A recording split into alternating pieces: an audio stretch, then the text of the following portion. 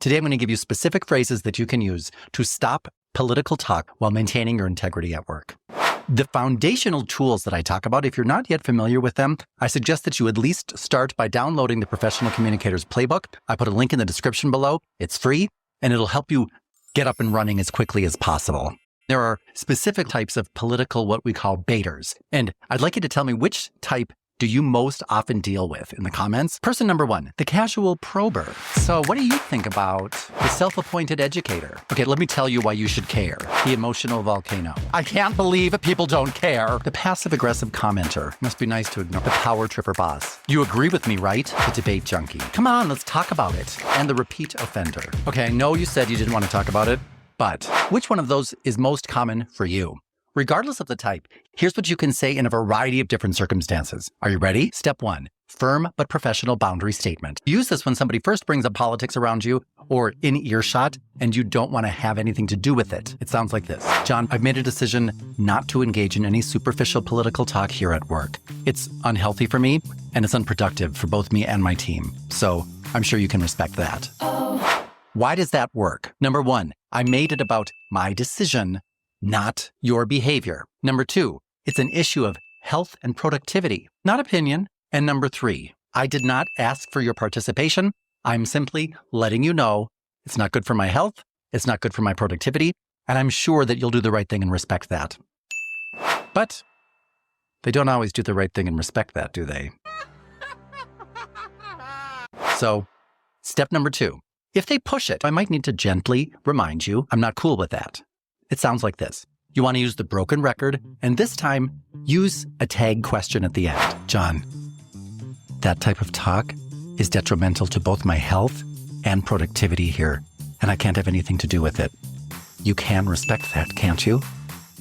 Now, you'll notice that time I used not only the broken record, plus a tag question. You can respect that, can't you? Increasing the likelihood that he will actually respond with a yes. In addition to doing those things, you'll notice that I used a slower tone and a lower tone. Sometimes when you go slower and lower, that helps get your message across more effectively. So if you've already said it once and they did not hear it, try a different tone and a different rate and see if that works. And finally, this is the third time that I have to tell you this. Here's how that one might go. John keeps going on and on. He just can't help himself. And I say, all right, John, if you continue engaging in that type of political talk, which I have already told you is detrimental to both my health and my productivity, you're going to have to do it without me, all right? And if they continue, you walk away. And couple that with the written record. It goes like this. I want to send John, or whoever this person is, a follow-up email. I do not want to send one to my boss or my supervisor or anybody else, especially not HR. Remember, HR is not your friend. They've never been your friend. They never will be your friend. I'm just sending an email that sounds something like this. Hey, John. I just wanted to follow up on our conversation today. As I mentioned, I made a personal decision to keep political discussions out of my work environment because they're detrimental to my focus and overall health. I've asked that we not engage in those discussions at work, but your conversation continued despite that. I want to reiterate my stance so that there's no confusion moving forward. All my best, Dan.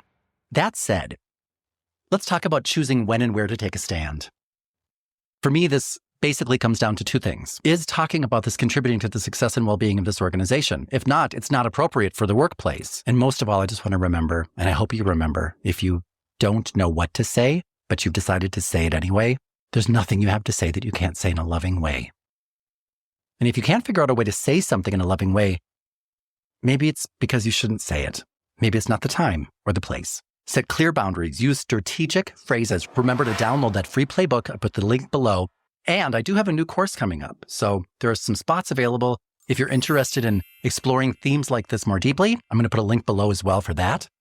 And for more tools and tips like this that can help prepare you for all of the trying communication times that we all have, regardless of our political affiliation or beliefs, subscribe to this channel. It's the best way to support me for free. When you're subscribing, hit that notification bell for the full ding-a-ling effect. You'll be glad you did. This is Dan O'Connor, signing off.